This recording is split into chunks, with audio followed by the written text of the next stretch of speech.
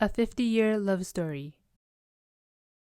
It began in the summer of 1955 when a skinny college kid named Larry Leis stood at the bottom of the second floor apartment steps at 2727 Shippen Avenue. The skinny kid was there to begin a date with the most beautiful girl the kid has ever seen. Her name was Betty Ann McNary, and for the young man, it was the first night of a love story that is as much alive today as it was that lovely summer night. The two began to date as much as possible, and by that fall, the young man was hopelessly in love and went back to college, counting the days until he could get back to Louisville. The University of Cincinnati was only 100 miles away, but in those days of no interstate highways, it often took 3+ hours to make the trip. The Greyhound bus and the L&N railroad train, yes, a passenger train, were frequent modes of transport. Jump ahead to the summer of 1956, and love was mutual, thank God, and Betty Ann became pinned to Larry at a fraternity party where a toast of 3-2 beer flowed, both in and out. Oh, the plans these two made! Their life plans complete with 6 children and their respective names. It was the most glorious time of their lives, and their love and commitment to each other grew and grew to the point of seriously contemplating marriage. The spring of 1957, that commitment was made. As with all young lovers, their passions and hormones raged, but they had made pledges early on to remain chaste until they were married. Hardly the case in this day and time, and it is sad because the beauty of their union, with God as their witness, was a moment so special that they had never forgotten it. It is a living memory that still sends chills up the not-so-skinny kid's spine. The wedding was truly a family affair, as the two lovers had to borrow his brother's car to go on a honeymoon to Mammoth Cave and Berea. Total cost probably under $200. Many of the wedding party are here tonight, and we are honored to have you with us. You did a good job. Betty and her mother found a cute little apartment on Bonnycastle Avenue, but Larry was still in college in Cincinnati, and the frequent commute began again. That lasted about 8 months, and they found a third-floor walk-up in Cincinnati near the campus. The commute back and forth to Louisville slowed to about once a month when the two organized raids on their mother's pantries. Without that food bank, the two would become emancipated, not just skinny. In 1959, the first of the planned 6 kids arrived.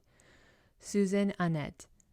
The trips to Louisville became even more critical to keeping food on the table, and if it had not been for the incredibly generous financial assistance of Betty's sister Zelma and her husband Coleman Dew, this story might well be very different. The very first bonus money that Larry received went to repay that help. We will never forget them. Larry's graduation was in June of 1960, and a 47-year career was launched with Lewis and Henry. Most of the several hundred projects he has designed were born on the dining room table. The years began to fly by. Another of the 6 kids arrived in 1961, Mark Lawrence. Larry and Betty started learning to count at that point as a super active little boy tested them, but in the end, the effort was worth it. Not long after that, Betty's long bouts with illness began with a major intestinal problem caused by a surgical injury when Susan was born. It took 2 years plus to finally diagnose the problem, and the first of the great doctors we have known saved her life. With again help from Larry's mother, the first house was bought, a townhouse in Heather Hills.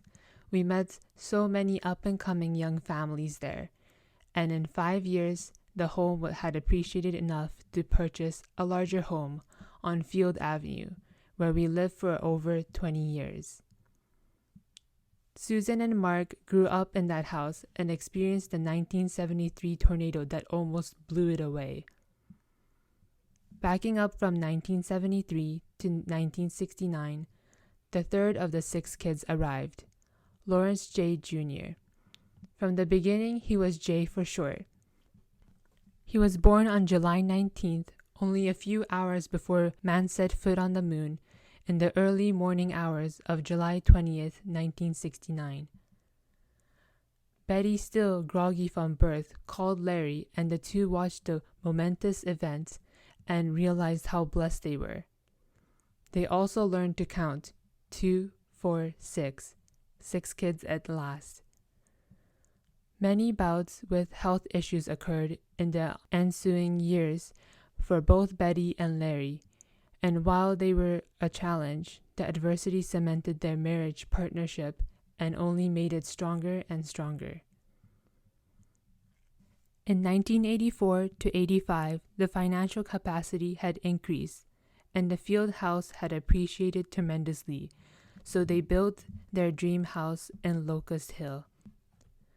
The house was the only contemporary one in the subdivision and drew constant attention from neighbors and many others we did not know.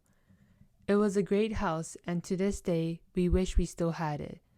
But 14% interest on a variable loan, the only thing available in 1985 to 86, began to eat into finances. The architecture business as a whole was impacted, and the kids were grown and in college or otherwise on their own.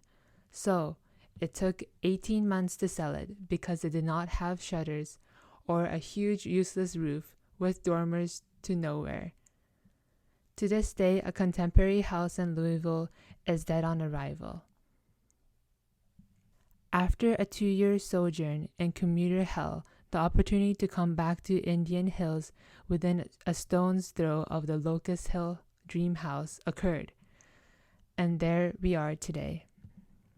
We could go on and on, but 50 years, how did it happen?